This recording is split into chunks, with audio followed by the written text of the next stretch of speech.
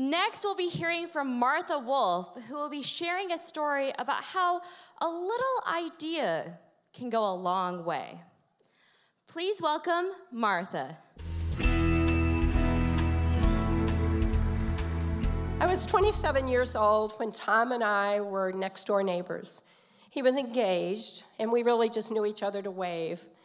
I invited his fiancée over one night for a glass of wine, and she came in and looked at my apartment, and she remarked, "You know, if Tom saw your apartment, he'd marry you instead of me." Well, about 6 weeks later, they broke up, and I invited him over. She was right. We hit it off, and we were married about a year later. We were madly in love, and we were kindred spirits. We enjoyed all things old. We went to farm auctions and junking, and then would laugh together as we refinished our treasures. We later had 3 children, and we always focused on them having new adventures as well. One of my daughters described our relationship as Romeo and Juliet, and it was, for a while. And I can say that although it did end, it wasn't as tragic as Shakespeare. In 1992, my husband of 13 years announced that we would no longer be living together. My life was thrown into a tailspin. I've always had a very strong faith. I didn't lose it when my dad died when I was 12, nor when a brother and a sister died of cancer in their late 40s. But my faith was wavering now. I just couldn't imagine how it was going to be okay, how I was going to move forward. I would get my children off to school, and then I would come home and sit by the radiator and cry. And just, I was struggling with my new single identity. A friend of mine had decided to open a small bakery in her home. Sue, like I, was going through a divorce, and we both just needed new direction. We needed to feel busy and productive. And about 3 months later, the Ivy Bake Shop was born. We placed teaser ads in the newspaper, and we cut out laminated green footprints and placed them down on the sidewalk leading up into her lower level of the sliding glass doors of her lower level.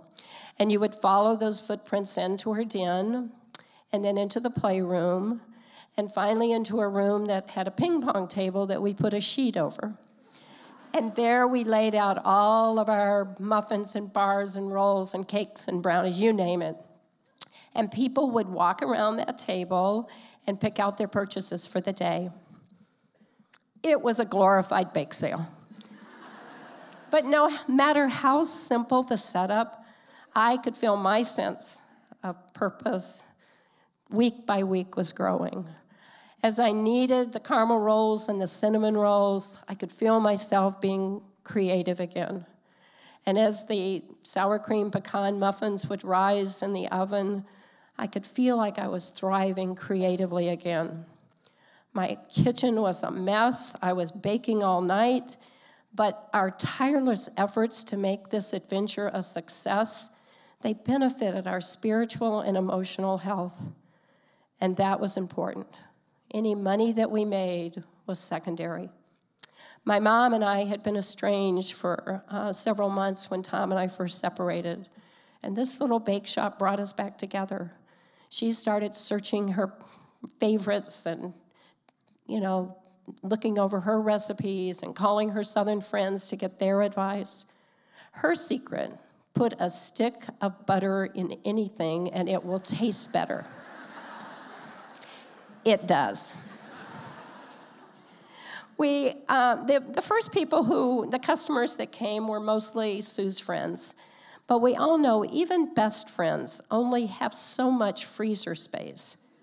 And then we began to notice a trend, that the people who were coming were people that we didn't know. They were coming into Sue's lower level, and I don't know, they were strangers. And I don't know about you, but I don't think I'd go into a stranger's basement and buy food. But they were, and the business was growing. We had found a niche. People were interested in quality food, and they didn't mind paying a little bit more. We found ourselves supplying a convenience store, a neighborhood grocery store, and 2 retail stores. And we were feeling pretty overwhelmed. So by the 3rd year, we had really kind of reached a plateau.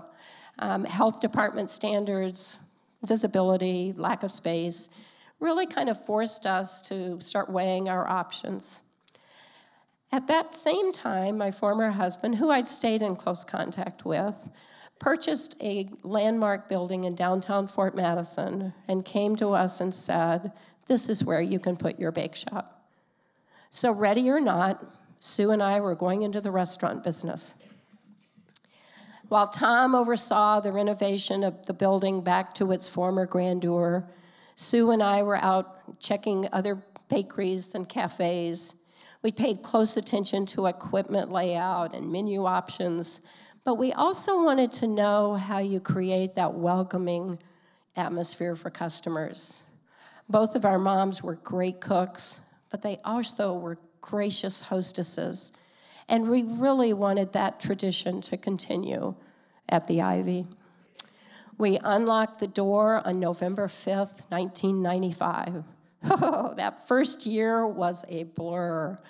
We'd survive each day and return the next morning to face new challenges and be thrilled with the stories from the day before. And you know, although we were so inexperienced, our enthusiasm made up for all of our shortcomings. We really kind of came into our own when RAGBRAI in 1996 came to Fort Madison. We were grossly underprepared, but we survived, and that made us feel more confident, and that empowered us. We grew the business 3 more times to meet the needs of the restaurant, and you know, that growth was important to us as well. We were receiving awards, we received some national publicity, and we were feeding politicians. Governor Tom Vilsack loves the caramel apple tart. Governor Chet Culver, the chocolate chip cookies. And Governor Terry Branstad liked the chocolate mint brownie. In 2002, we opened a second location in West Burlington. And that same summer, the Ivy welcomed about 10,000 Mormon missionaries from all over the world who were coming to view the recently built temple in Nauvoo, Illinois. Both of those events really added a new dimension to the Ivy. And although it was overwhelming, it was absolutely exhilarating, and our passion never waned.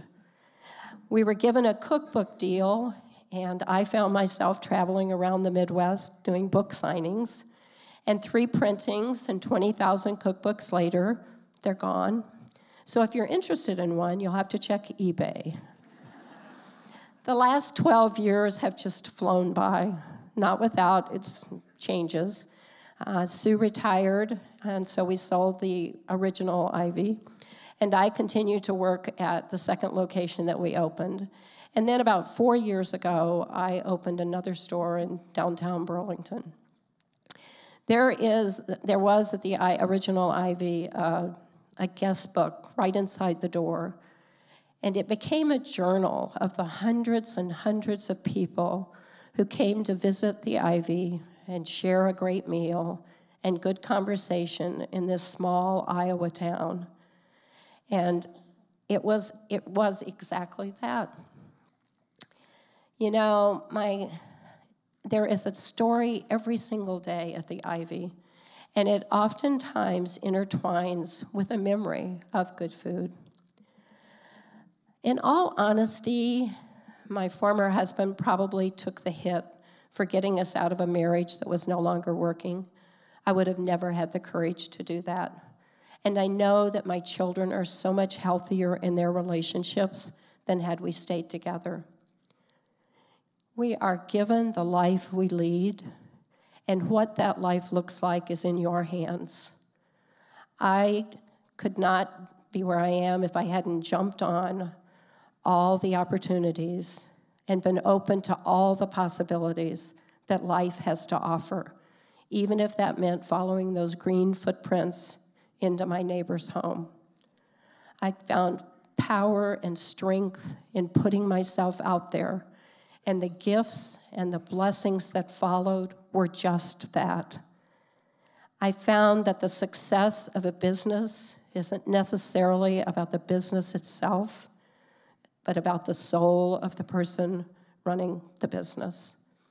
The Ivy afforded me the opportunity to grow as a person, to find happiness and contentment in different areas, and to be able to give back to others. Food is the commonality of us all, and over the years, through food, Sue and I were able to offer hope to people facing challenges and mentor women who are going through divorces themselves. Good comes out of everything, no matter the circumstance. And I can tell you I am a better version of myself because of my divorce. So the next time you're in Southeast Iowa, I hope you'll stop by the Ivy and pull up a chair. There's a piece of caramel apple tart just waiting for you. Thank you.